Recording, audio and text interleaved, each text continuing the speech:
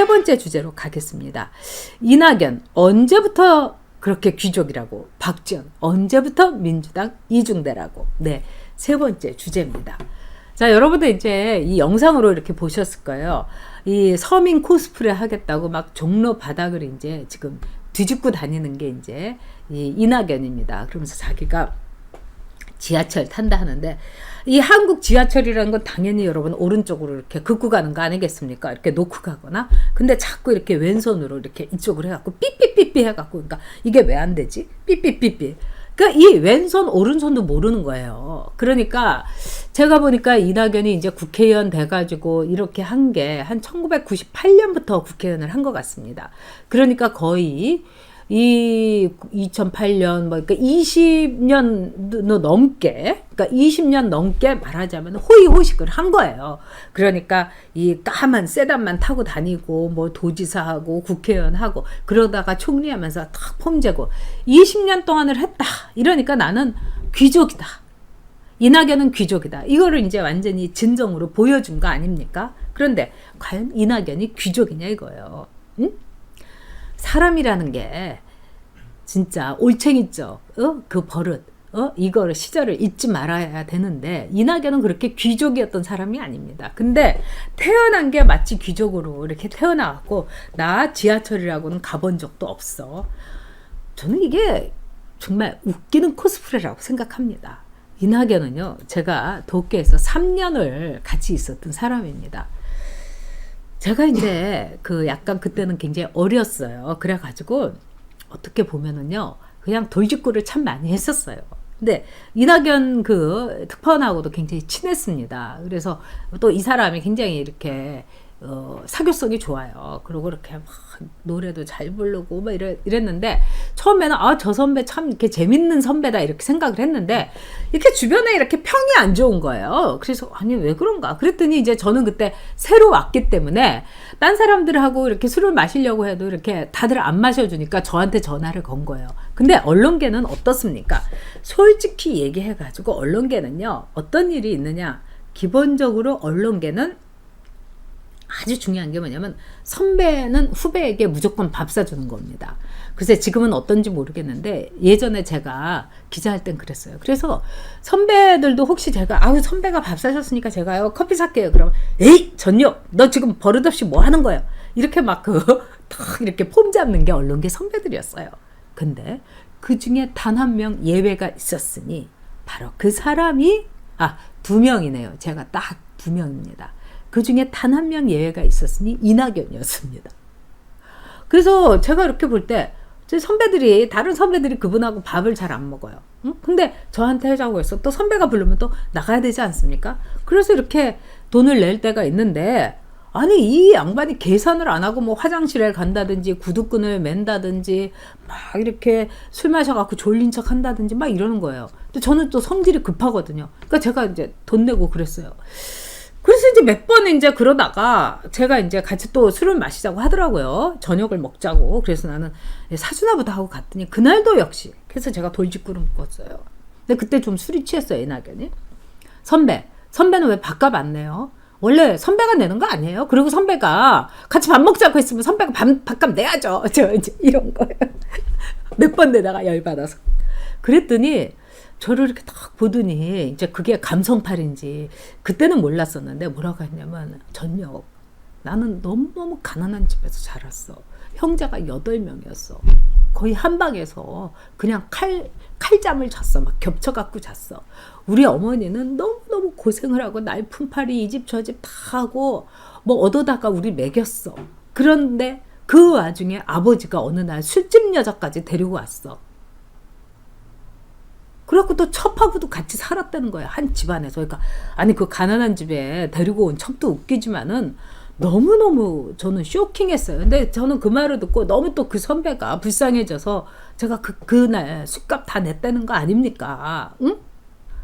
근데 이 사람이요, 예를 듣자면은 지금 뭐 김영란법 이거 가지고 국회에서 뭐 김영란법 이거는 뭐 우리가 잘 지켜야 되고 막 이렇게 막 폼 잡고 얘기를 할 때 제가 얼마나 웃겼는지 아세요?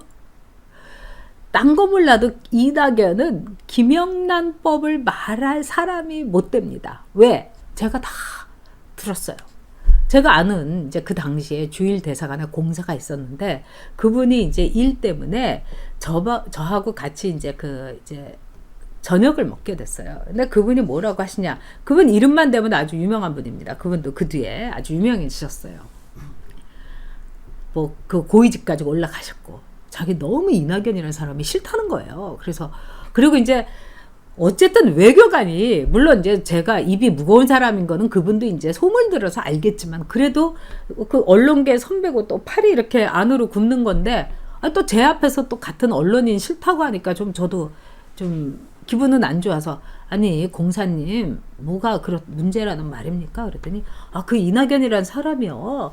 아침 7시마다 전화를 하는 거예요. 아침 7시에 전화를 해가지고 뭐 공사님 뭐 요즘 어떻게 지내십니까? 그래서 잘 지냅니다. 근데 무슨 일로? 그러니까 그게 말입니다. 요새 뭐 도쿄 날씨가 좋고 아니 아무것도 아닌데 계속 시간을 끌면서 쓰잘데없는 얘기를 아침 7시면 바빠 죽겠는데 한다는 거예요.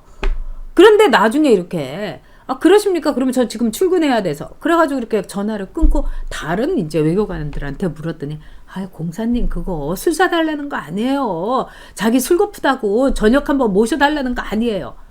그래가지고 자기가 몇 번은 모셨다가 이렇게 호의를 베풀면은 이거 호구되는 거 아니냐. 진상한테 이제 정말 진상짓 그만 당하고 싶다 이래서 딱 끊었다는 거예요. 그러면서 아니 어떻게 이렇게 기자가 술 사달라고 새벽 7시에 그것도 전화를 하냐. 우리 와이프도 또 진짜 싫어한다. 바꿔주면서 그때는 뭐 핸드폰도 없고 막 이럴 때였어요. 그런 사람이에요 이낙연이. 응? 그러면서 무슨 김영란법은 꼭 지켜야 되고 아이고 정말 더 할 얘기 더 많지만은 근데 그런 이낙연이 막 이거 하는 것도 모른다. 도쿄에서 맨날 이거 찍고 다녔어요. 그리고 사람이라는 게 제가 보기에는 이 몸으로 이렇게 익히는 건요. 잊어버리기가 쉽지가 않아요. 여러분. 예를 들자면 수영 여러분. 자전거. 이런 거 이렇게 배웠는데 수영 못합니까? 한동안 10년 안 했어도 20년 안 했어도 수영할 수 있는 거죠. 자전거 못합니까? 조금 방향 감각 흐트러져도 자전거 얼마든지 타는 거죠. 네?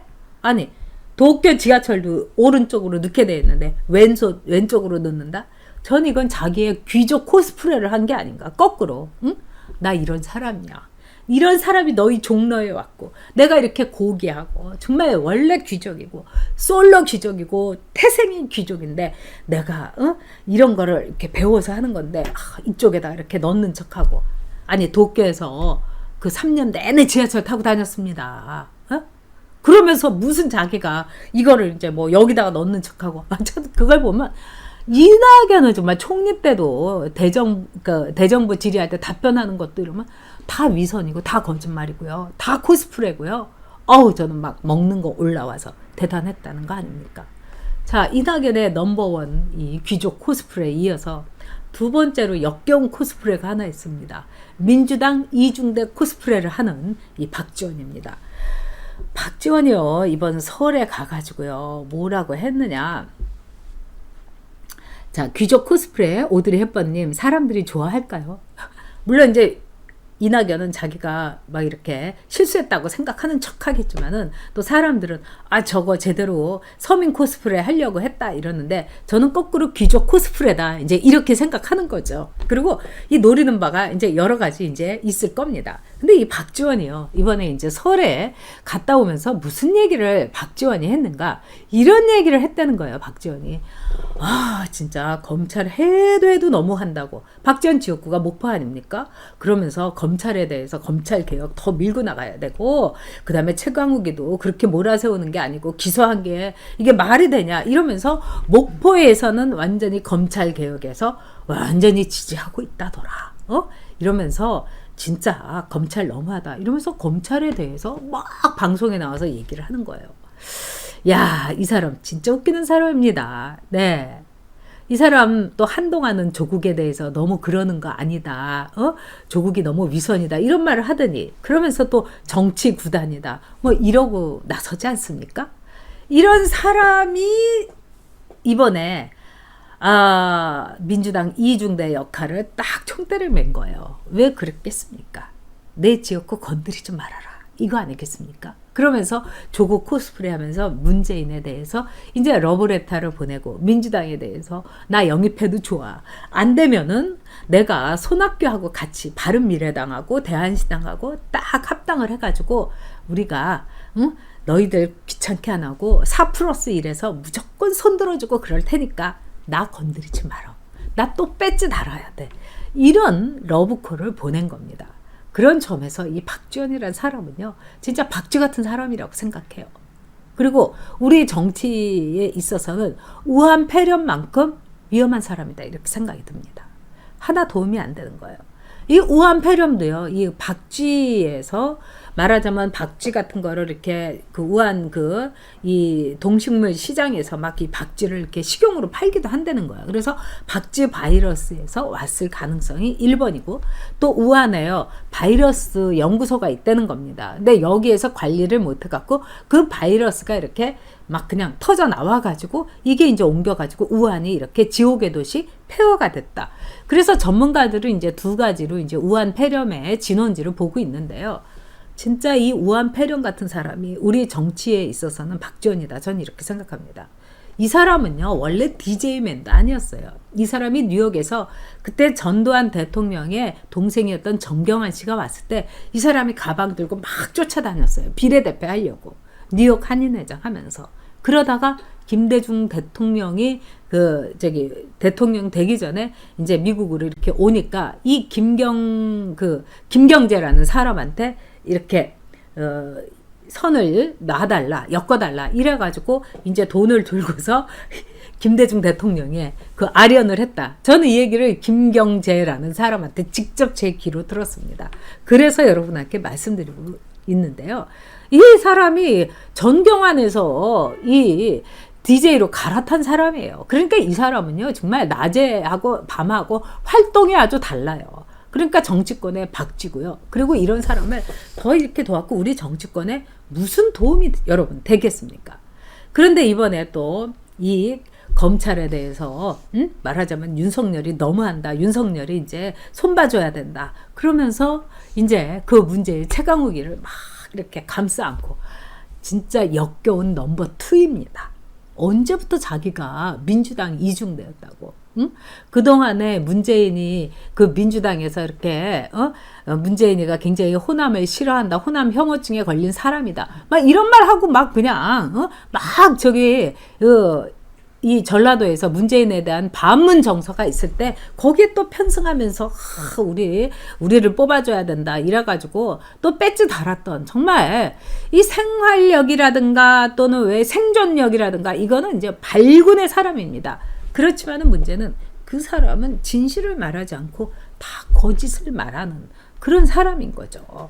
정말 이런 사람이 정치권에서 이렇게 오래 이렇게 생존한다는 거, 이거 대한민국 정치에 저는 수치다. 이런 생각이 듭니다. 진짜 한종원님 말씀대로 최강욱, 이성용, 박지원 고향 욕먹이는 인간들이다. 저는 이렇게 생각됩니다. 네, 레스드라님 이 가발을 파는 장사를 했었죠. 그리고 또 이제 뉴욕에서 건물을 자기가 3개나 있었는데 그거를 정치하느라고 다 팔았다. 뉴욕 사람들이 그거 듣고 웃었다는 겁니다.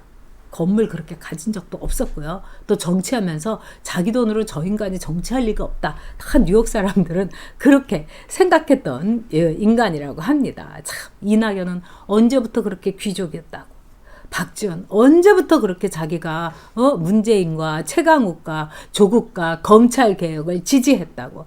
진짜 왔다 갔다 하는 사람인데요. 자, 줄리님 말씀대로요. 정치 구단이라고 띄우는 것도 너무 역겨요. 없어져야 될 정치인이다. 저도 그렇게 생각을 합니다. 아유, 정말 이거는 정말 없어져도 진짜 없어져야 될 정치인이다. 이번 4.15 총선이 여러분 그래서 중요한 겁니다. 여러분이 나라의 운명을 여러분 한 표로 정말 여러분이 바꿀 수 있습니다. 그거 잊으셔서는 안 됩니다. 그리고 주변에다도 여러분들의 뜻, 여러분들의 이 진정한 의지, 그리고 여러분들이 생각하는 거 마구마구 퍼뜨려 주시기 바랍니다.